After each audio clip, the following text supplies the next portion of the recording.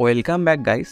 চলে এসেছি আমি মোবাইলের ডিসপ্লেতে। সবার প্রথমে আমাদের ক্যাপকাট অ্যাপটা ডাউনলোড করে নিতে হবে গুগল থেকে এবং তার সাথে একটা ভিপিএন ডাউনলোড করে কানেক্ট করে নিতে হবে।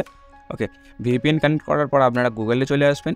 গুগলে আসার পর এখানে সার্চ করবেন IDFWU ক্যাপকাট টেমপ্লেট, সার্চ করে নেবেন। সার্চ করার পর এখানে দেখতে পাবেন অনেকগুলো ওয়েবসাইট শো হচ্ছে। যে কোনো একটা ওয়েবসাইটে ক্লিক করে দেবেন।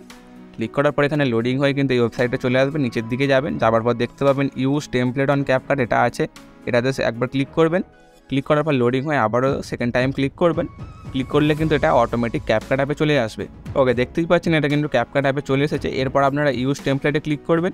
ক্লিক করলে এখানে কিন্তু এবার ফটোগুলো অ্যাড করতে হবে, যে ফটোগুলো দিয়ে এডিট করতে চাই। যে কোনো 3টি ফটো আপনারা অ্যাড করে নেবেন। ওকে, আমি 3টি ফটো অ্যাড করে নিচ্ছি। অ্যাড করার পর এখানে আপনারা চাইলে এটা ক্রপ করে নিতে পারেন। তার জন্য এই এডিটের যে পেন্সিল আইকন আছে এটাই ক্লিক করবেন। ক্লিক করার পর এটা আপনারা ফ্রেম অনুযায়ী অ্যাডজাস্ট করবেন।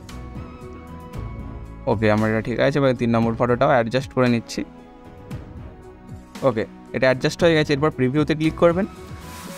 ইফেক্টগুলো লোডিং হয়ে যাওয়ার পর কিন্তু এখানে অটোমেটিক এডিট হয়ে চলে আসবে। এরপর দেখতে পাবেন উপর দিকে ওয়াটারমার্ক শো হচ্ছে। এই ওয়াটারমার্কটাকে কীভাবে সরাবেন তার জন্য উপরে দেখতে পাবেন একটা এক্সপোর্টের অপশান আছে, এটাই ক্লিক করবেন এবং এক্সপোর্ট উইদাউট ওয়াটারমার্ক এটাই ক্লিক করে দেবেন। ক্লিক করলে কিন্তু এটা ওয়াটারমার্ক ছাড়াই সেভ হয়ে যাবে।